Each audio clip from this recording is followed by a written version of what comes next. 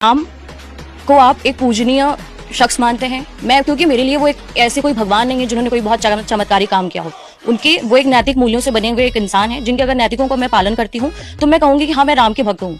लेकिन ये एक तरीके का जो माइंडसेट बनाया जा रहा है कि राम की मूर्ति बना दी गई है, पूजा किया जा रहा है, क्या आप भी उस पूजनीय धारणा को मानते हैं या फिर उस नैतिकता वाले राम को मानते हैं? राम की पूरी धारणा में राम ने कोई चमत्कार नहीं किया, उन्होंने कोई दैवीय कार्यक्रम नहीं किया।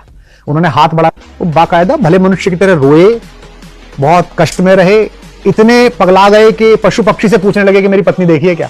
एक सामान्य नागरिक की तरह, मनुष्य की तरह उन्होंने ये बताया कि बहुत सारी असफलता आने पर उनका कैसे आप संघर्ष के साथ मुकाबला करें, जिसे लीला कहते हैं कि भारत उन्होंने काम करके अपना काम एक कैरेक्टर में ढल के उन्होंने करके दिखाया।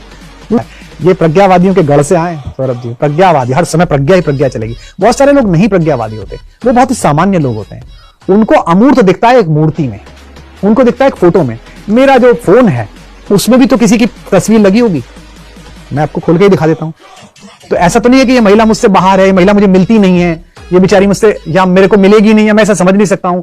ये एक स्मरण है कि मैं अगर थोड़ा सा तनाव में हूं, कष्ट में हूं, फोन खोलूं तो पहले एक मुस्कुराता हुआ चेहरा मेरे सामने रहना चाहिए जिसको मैं प्रेम करता हूं।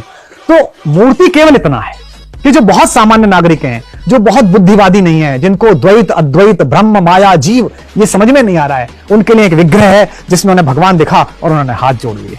बहुत सारे लोगों को तो मेरी पत्नी को, मेरे यहाँ जो पालतू एक बच्चा हमारा है, डॉग है, कुत्ता है, उसमें बेटा दिखता है। इसे मूर्खता कह सकते हैं। पढ़ी लिखी महिला है, पीएचडी है, बड़े पद पर है। मेरा बेटा कहाँ गया, बेटा दुखी हो गया, बेटे की आंख में पड़ गया, बेटा थोड़ी है वो।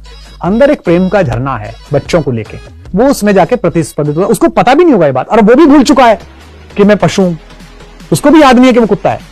उसकी उतनी लड़ाई है, मेरी बेटी बगल में आकर लेट जाए तो उसी अधिकार भाव के साथ लड़ता है कि ऐसा कैसे हो गया, पहले अधिकार मेरा है। खूब लड़ाई होती है, हम उसका परम आनंद उठाते हैं। अब उस पूरी प्रक्रिया को देखकर कोई आदमी प्रज्ञावादी बुद्धिवादी मुझे मूर्ख कह सकता है? क्या मूर्ख आदमी है? कुत्ते से बहस हो रही है, वो कुत्ते की भाषा में। आप बिटिया हैं, आपको बोलूं, आप अपनी मां से बात करना। आप जब पैदा हुई, दुनिया की हर मां ने अपने बच्चे से जिब्रिश में बात की। मुंह सीधा खुलता है, बोलना सीधा आता है, फिर भी आपने बात लाते थी, चाहे मीला बीता है। मीला बीता है भाषा नहीं है, ये प्रेम है, स्नेह है, भाव का आवेग है। तो मूर्ति माध्यम है उस भाव के आवेग का। हाँ, उसके लिए वितंडा करना वो गलत है। किसी को उसमें दिखते हैं, किसी को सीधे दिखते हैं। मुझे तो सीधे दिखते हैं, कैन यू बिलीव? मैं तो सीधे बात करता हूं, संवाद कर लेता हूं, मूर्ति में भी दिख जाते हैं।